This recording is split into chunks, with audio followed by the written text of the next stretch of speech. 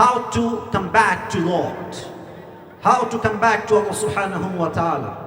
আমরা রবের পথে ফিরে আসতে পারি কেমন করে, এবং আমরা আল্লাহর দ্বীনের পথে অবিচল থাকতে পারি কেমন করে। দুইটা পয়েন্ট ভালো করে বুঝে নেন। এক, আমরা ফিরে আসতে চাই এক সত্তার পথে। পাবনার ভাড়া বলেন তো সবাই, তিনি কে? আওয়াজ দিয়ে হাত তুলে শাহাদাত আঙ্গুলে উত্তোলন করে বলেন, তিনি কে? দুই, আমরা তো আল্লাহর পথে ফিরে আসলাম, বাট এখন আমরা অবিচল থাকবো কেমন করে, অটল থাকবো কেমন করে। So the first point is how to come to Allah subhanahu wa ta'ala, রবের দিকে আসবো কেমন করে, and how to be steadfast in the path of religion, এবং দ্বীনের পথে আমরা অবিচল থাকবো কেমন করে। এই দুইটা পয়েন্টকে আমি আজকে কোরআন থেকে হাদিস থেকে হাইলাইট করব। বলেন সবাই ইনশাআল্লাহ। একটা বিষয় ক্লিয়ার হতে চাই, আমরা যে রবের পথে ফিরে আসতে চাই, সবাই কি একমত? সবাই কি আমরা চাই? শুনে না, আমরা কি চাই? আমরা কি জেনা ছাড়তে চাই, সুদ ছাড়তে চাই, ঘুষ ছাড়তে চাই, ব্যভিচার ছাড়তে চাই? এটার জন্য প্রথম শর্ত আল্লাহর পথে ফিরে আসা। কেমনে ফিরবেন? আমি মোট 5টা পয়েন্টে কথা বলবো কোরআন থেকে। বলেন সবাই, আপনার ভাইরা কয়টা? হাত তুলে, কয়টা? নাম্বার 1, কেউ যদি রবের পথে ফিরে আসতে চায়, the first step is tawbah for a person who intends to walk in the path of religion। যেই বান্দা আল্লাহর পথে ফিরে আসতে চায়, তার প্রথম কাজই হচ্ছে রবের কাছে তওবা করে অনুতপ্ত হয়ে ক্ষমা চাওয়া। এক, তওবা। মাথায় ঢুকালেন, পুরস্কার পাওয়ার সময় কাজে দিবে। এক, তওবা।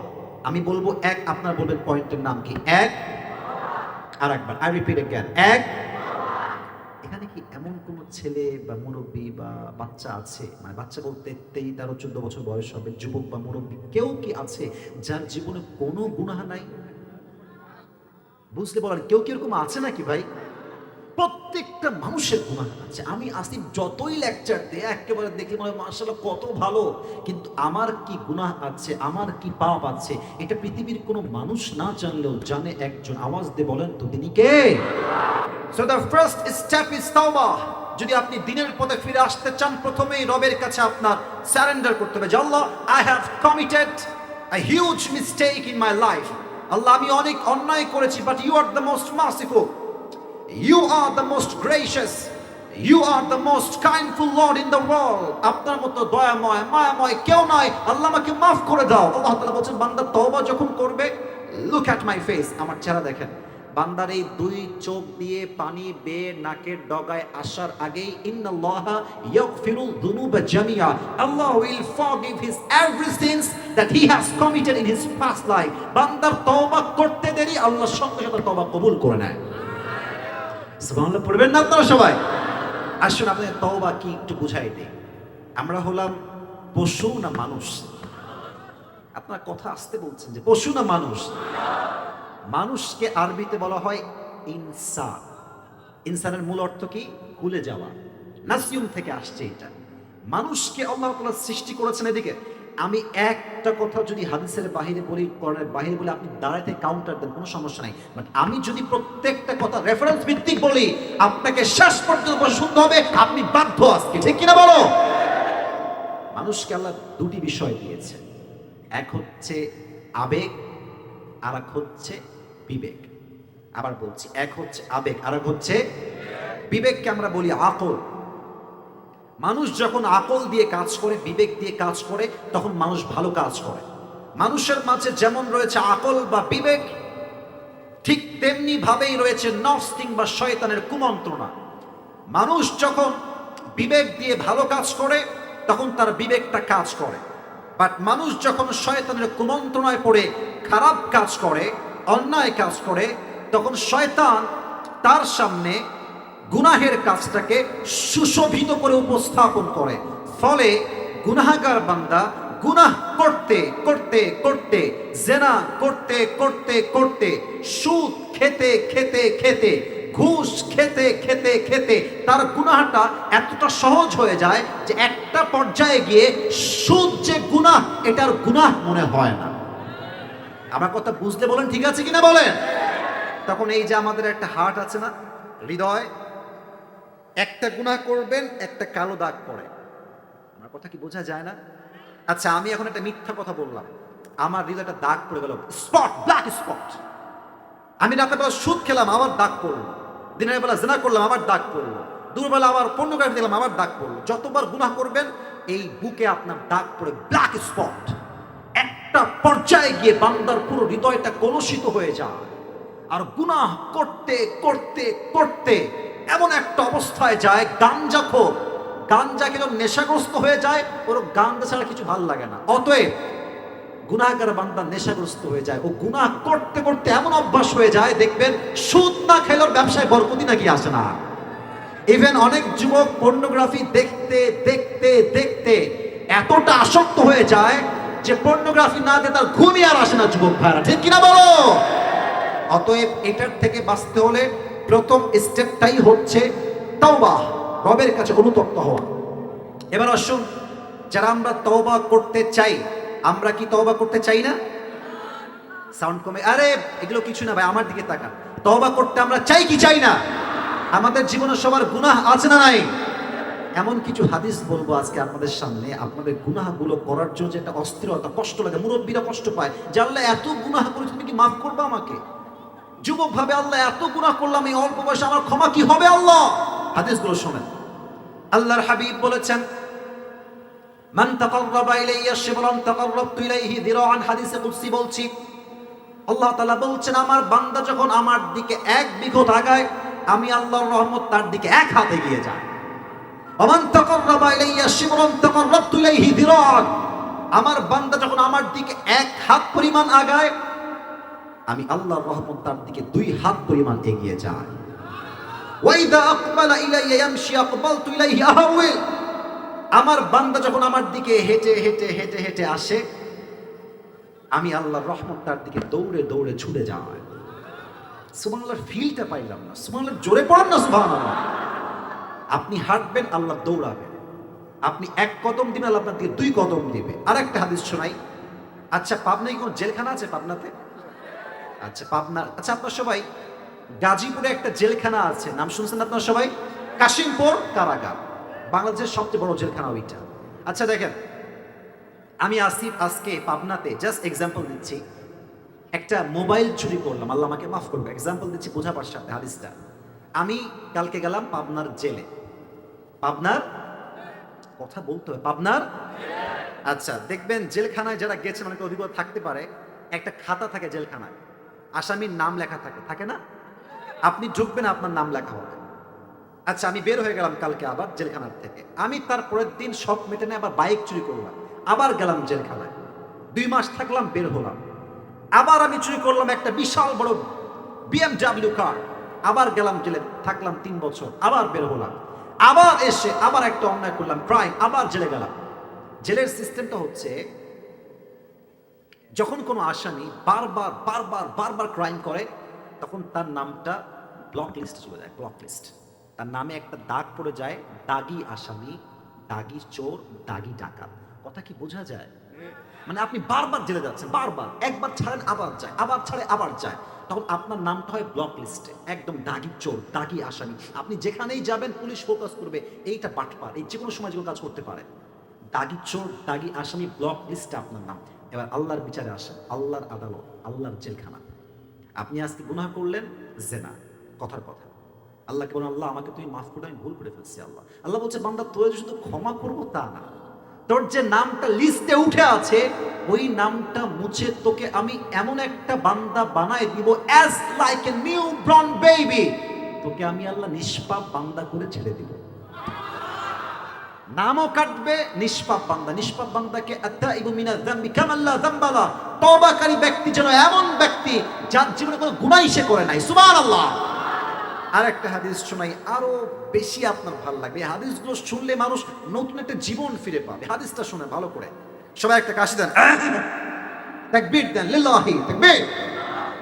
হাদিসে আসছে, আল্লাহর হাবিব সাল্লাল্লাহু আলাইহি ওয়াসাল্লাম বলেছেন, যখন কোনো বান্দা আল্লাহর কাছে তওবা করে ফিরে আসে, একটা মরুভূমির মাঝখানে যদি উট হারিয়ে যায়, বান্দা অনেক পেরেশান হয়ে যায়, উটের মাঝে আমার পানি, উটের কাছেই আমার খাবার, উঠেই আমি সর হয়ে বাসায় ফিরবো, উটটা মরুভূমির মাঝে হারিয়ে গিয়েছে, বান্দা পেরেশান, দীর্ঘ 24 ঘন্টা সে উটই খুঁজে পাচ্ছে না।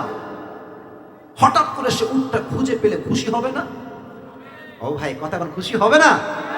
আল্লাহ বলছে ওই উট হারায় যাওয়া বান্দা উট পেলে যত খুশি হয়, আমার গুনাহগার বান্দা তওবা করে আমার কাছে ফিরে আসলে আমি তার চাইতে 1000 গুণ বেশি খুশি হয়ে যাই। সুবহানাল্লাহ।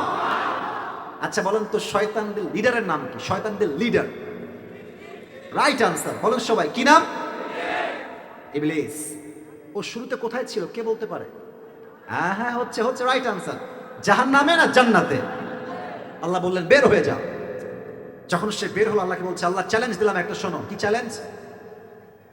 তোমার প্রত্যেকটা বান্দাকে আমি জাহান্নামে বানাবো, প্রত্যেকটা বান্দা জাহান্নামে যাবে। আল্লাহ বলছে তাই নাকি? চ্যালেঞ্জ ইজ অ্যাকসেপ্টেড, যা।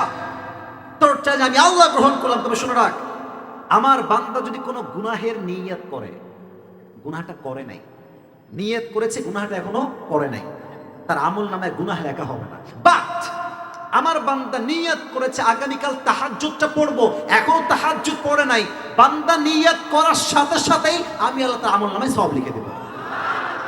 কি সুন্দর সিস্টেম রে ভাই! মানে আপনি কালকে চুরি করবেন, নিয়ত করেন নাই, গুনাহ হবে না। কালকে তাহাজ্জুদ পড়বেন, নিয়ত করেছেন, জাস্ট নিয়ত, বাট এখনো করেন না। আল্লাহ বলছেন নিয়তের জন্যই সেম সওয়াব তোর আমল নামে আমি আল্লাহ লিখে দেব। সুবহানাল্লাহ। তওবা করে আল্লাহর কাছে ফিরে আসতে হবে। আচ্ছা আপনারা সবাই মাওলানা তারিক জামিলের নাম শুনেছেন? এই যে অনেকে শুনেছেন, মুরব্বীরাও অনেকে দেখতে পারেন, দেখবেন যে পাকিস্তান তার বাসা। উনি ওই সাদা জুব্বা পরেন আর সাদা পাগড়ি পরেন। একটা কথা মনে পড়ে গেল, বলবো সবাইকে নাকি বলা যাবে না? ওই দুইজন সোনামণি কয়ে যায়, যদি একজনও উঠে যাও লুঙ্গি টাইনে ধরে বসে থাকে পাবনার ভাইয়েরা, আজকে ঠিক কিনা বলো? একটা পুরো বছরে একটা দিন মাহফিল, 1 ঘন্টা ওয়াজ শান্তি মতো করতে না পারলে আজকের মাহফিল সফলই হবে না যুবক ভাইরা, ঠিক কিনা বলো? বানি করে কেউ ডান বাম হবেন না। একটা যুবক ডান বাম আমি বসে দেবো, একদম চুপচাপ বসায় দিব, খবরদার কেউ উঠবেন না। উনি বলছিলেন, তারিক জামিল বললেন যে এখন তো ভাই ইউটিউব, ফেসবুক, ইনস্টাগ্রাম, টিকটক, ফেসবুকের রিলস অভাব নাই, খালি অভাব নাই, একদম ঢুকলেই পাবেন, শাট আসতেই থাকবে। কিন্তু আগের যুগে কিন্তু ফিতা ছিল, ফিতা। ওই যে ফিতাতে আমরা ওয়াজ শুনতাম, আগের যুগের কথা বলছি, 12 বছর 13 বছর আগের কথা বলছি। তো উনি তো অনেক আগের একজন স্কলার, অনেক বয়স তার, এখন প্রায় 75 বছর বয়স। তো ওনার একটা বক্তব্য কোন একটা বাসায় বাজতেছে তাওবা নিয়ে, যে আল্লাহ তওবা করলেই গুনাহ মাফ করে দেয়। তো এই বক্তব্য শুনেছে, আল্লাহ মাফ করুক, একজন প্রস্টিটিউট, পতিতা।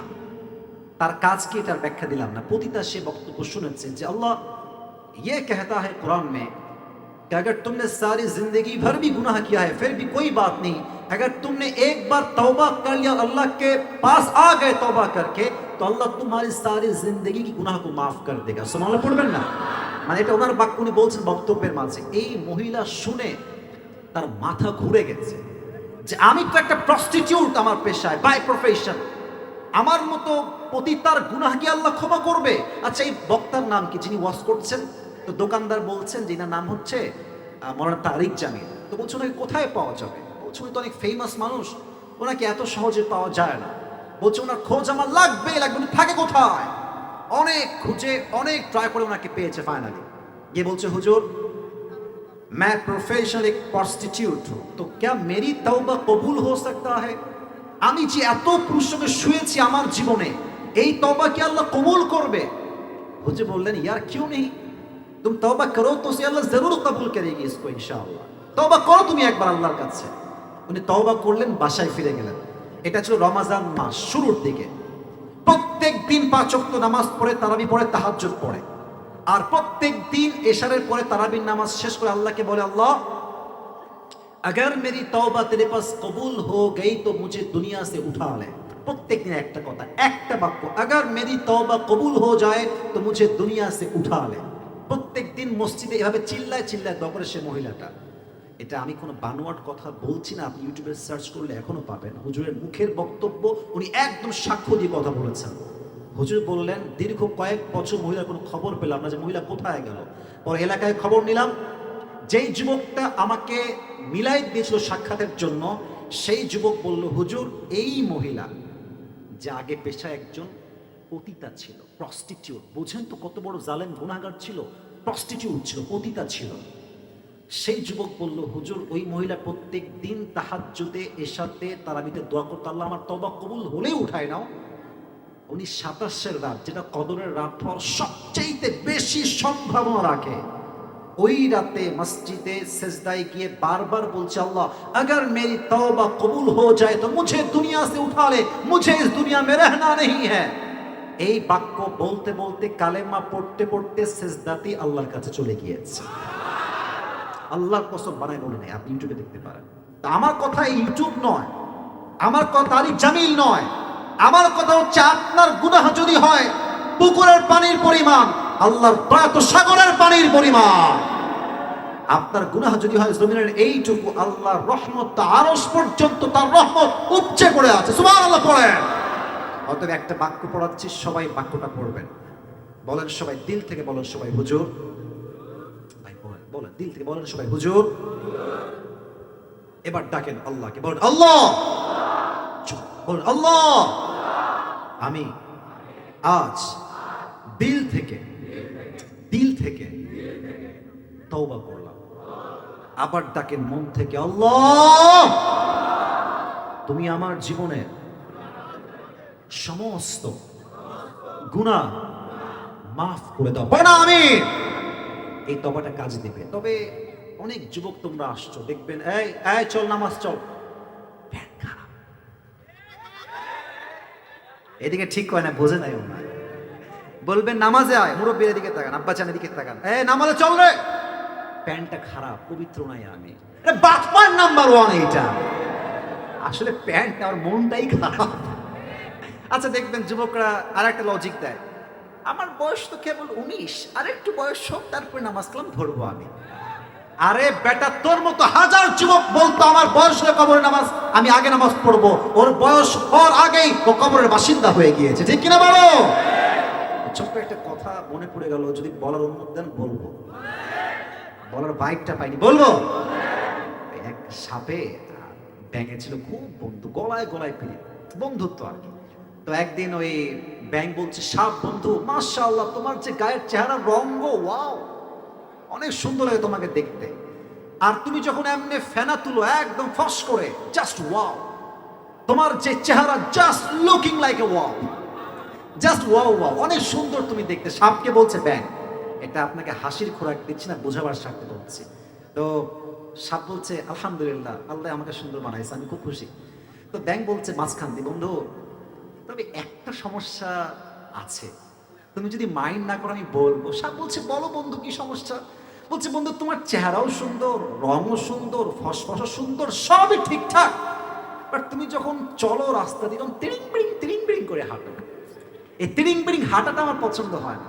তো সাপ বলছে বেয়াদব, এত বড় সাহস তুই আমার ভুল ধরিস, এমনি ফস করে উঠেছে, বেয়াদব কোথাকার। আর ব্যাঙ বলছে ও বাবা, এত প্রশংসা করলাম ভাল লাগে না, একটা বদনাম করলাম গায়ে লেগে গেল। ব্যাঙ মেরেছে লাভ পানির ভেতরে। আর এদিকে ছিল রাখাল মামা, কে রে ফসফস করলো, আসছে দেখে সাপ মামা এমনি হা করে আছে, আর রাখাল মামার হাতে ছিল বিশাল বড় একটা লাঠি, বিসমিল্লাহ বলে ওখানেই শুরু, এমন পিটানি দিয়েছে 5 মিনিটে একদম সোজা।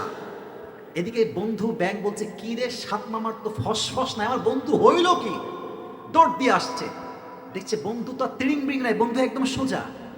কাছে গিয়ে দেখে গেলে বন্ধু সোজা হইল কেমনে, গিয়ে দেখছে বন্ধু আর জিন্দা নাই, বন্ধু ময়রা ভূত হয়ে ফেনা মেনা সব বের হয়ে গেছে। এবার ব্যাঙ বলছে সাপ বন্ধু সোজা তো আপনি হইলেন, তবে ফেনা বের হওয়ার আগে আর সোজা হইতে পারলেন না, ফেনা বের হয়ে সোজা হইলেন। তো যুবক তুমি বলছো আমি আর একটু বয়স হলে ভালো হব, ভালো তোমার কপালে লেখাই থাকে তোমাকে যুবক বয়সেই ভালো হতে হবে, ঠিক কিনা বলো? যখন যৌবনের পাওয়ার থাকবে না, দায়ী হয়ে যাবে, পাকা পাকা বডিতে শক্তি নাই, তখন বলবা হজ করে আমি পবিত্র হয়ে যাব।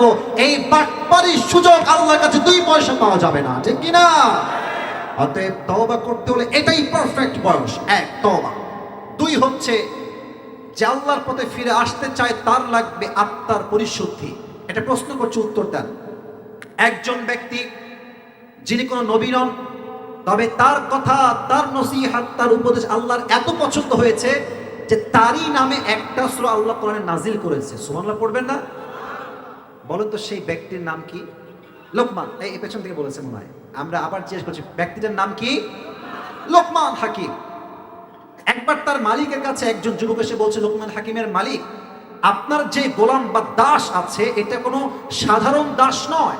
তার মেধা, তার প্রজ্ঞা, তার কথা, তার উইজডম এত অসাধারণ। সে যখন কোথাও রাখাল চড়া গরু চড়াতে যায়, ছাগল চড়াতে যায়, মানুষ তার বক্তব্য শোনার জন্য চতুর্পাশ থেকে ভেড়ার মতো পাল ধরে জমা হয়ে যায়। সুবহানাল্লাহ পড়ার সময় বলছে, আরে কি করে, মাথাটা ঠিক আছে তোমার? আমার গোলাম এইটা, ওর কোনো জ্ঞান নাই, ও তো মূর্খ ছেলে। বলছে আপনি চেক করবেন তো জ্ঞান কত বেশি আছে। ডাকেন ওকে। ডেকেছে। বলছে লোকমান এদিকে আসো। তাআল কাম হিয়ার ইযহাব ওয়াদবাহ শাতান ওয়াখরিজ মিনহা আতয়াবা মুদগাতাই। লোকমান যাও একটা ছাগল জবাই করো। কি জবাই করো আপনার ভাঙড়ের ভাইরা? বামে কোনো সাউন্ড নেই, বলেন সবাই কি জবাই করো? ছাগল জবাই করে ছাগলের সবচেয়ে পবিত্র অংশ কেটে নিয়ে আসো।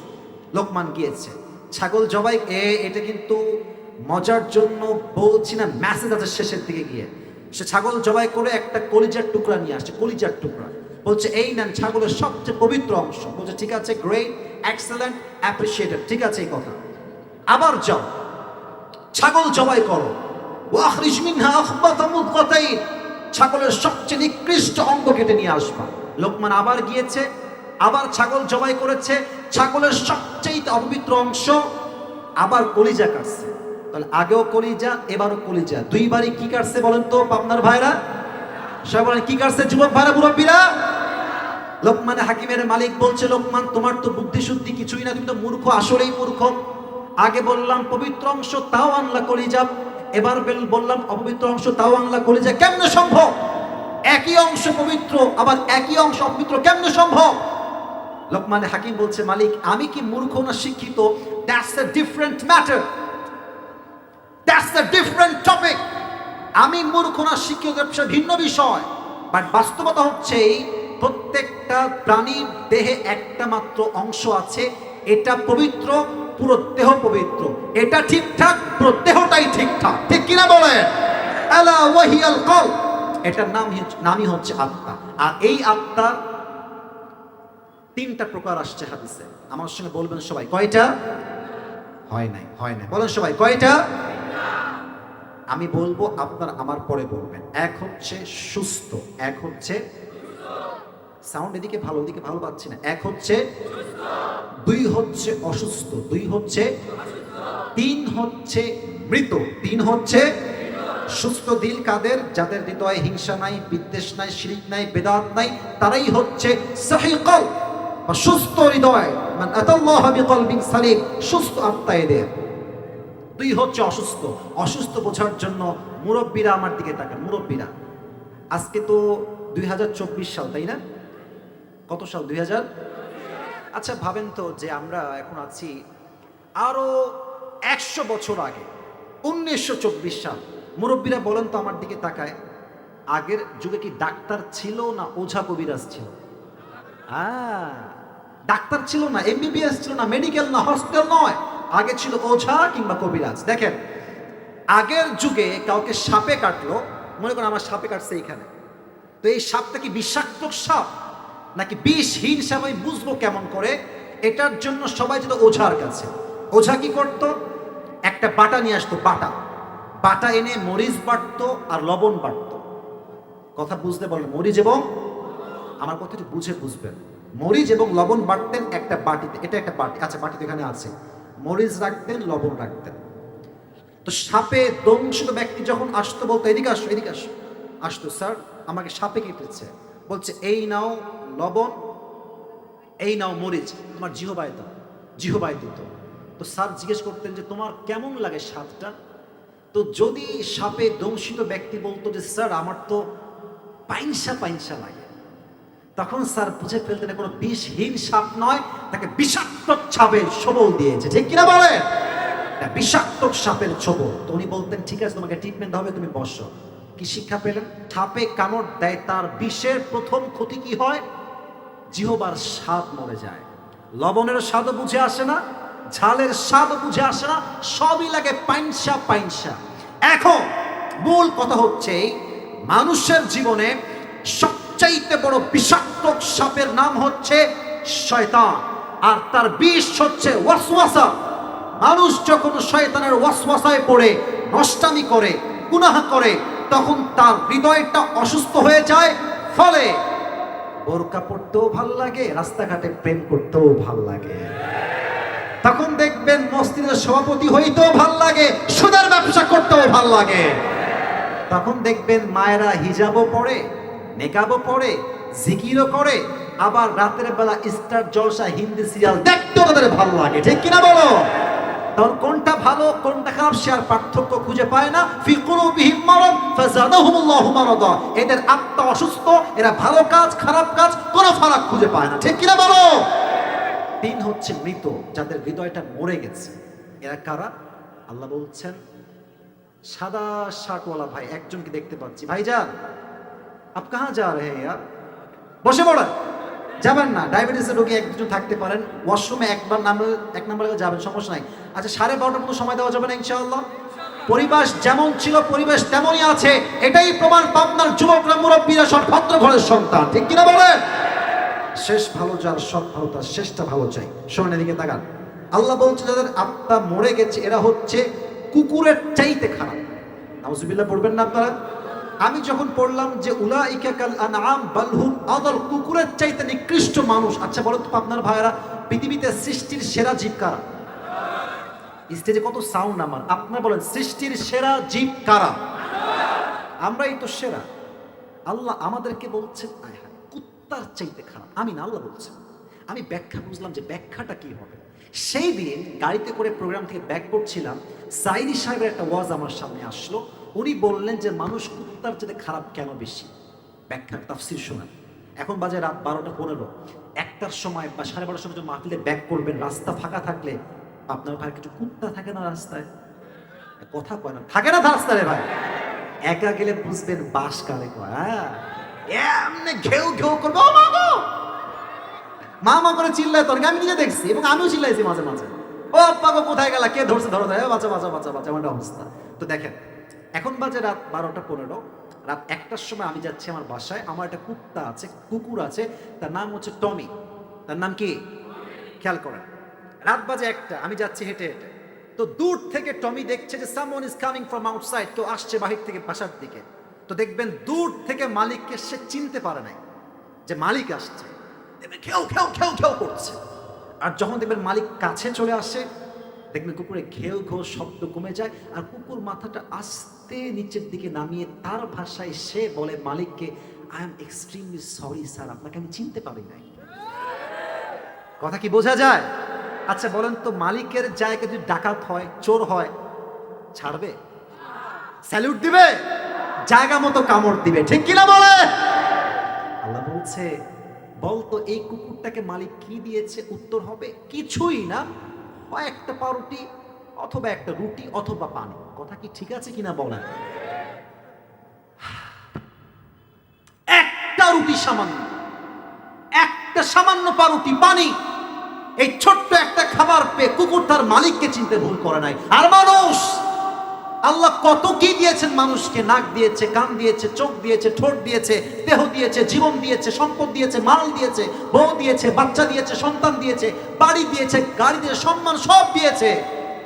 মানুষ বেঈমানের বাচ্চা সব চিনতে পেরেছে, বউ চিনেছে, টাকা চিনেছে, বাড়ি চিনেছে, গাড়ি চিনেছে, বাট যে মালিক দিয়েছে সে মালিককে চিনতে পারে না। কুকুর তো সামান্য রুটি পেয়ে মালিককে চিনতে ভুল করে নয়, আর মানুষ এত কিছু পেয়েও মালিককে চিনল না। এই মানুষটা নিকৃষ্ট হলো, কুকুরের খারাপ হয়ে গেল, কুকুরের চেয়ে খারাপ হয়ে গেছে আল্লাহকে না চেনার জন্য। অতএব যে আল্লাহকে চিনতে চায় তার আত্মার পরিশুদ্ধি লাগবে আগে। আত্মায় কোনো হিংসা, বিদ্বেষ, শিরিক, বেদাত কোনো কিছু ঠাঁই হবে না। রাজি আছেন তো ইনশাআল্লাহ? 3 নাম্বার, যদি আপনি দিনের পথে অবিচল থাকতে চান তাহলে আপনাকে নামাজ ঠিক মতো পড়তে হবে। এখানে অনেক যুবক আসছো, এশার নামাজটাও পড়ে নাই, বাসায় গিয়ে যে ঘুমাবে, রাগ করবেন না, ফজরটাও এর পড়বে না। পড়বে কেমনে? রাত 3টা পর্যন্ত চ্যাটিং করেই তো কুল পায় না গার্লফ্রেন্ডের সাথে। তুমি যেই গার্লফ্রেন্ড রাত যাচ্ছ যুবক ভাইরা, এই গার্লফ্রেন্ড তোমার জাহান্নামের আগুনের কারণ হবে, ঠিক কিনা বলো? বলেন তো সবাই, আপনাদের উত্তরবঙ্গে একটা বক্তা আসেন, তার নাম হচ্ছে বজলুর রশিদ হুজুর, নাম শুনেছেন? আপনারা তো চেনেন মনে হয় অবশ্যই, মুরব্বী, দেখবেন দাড়িগুলো লাল লাল।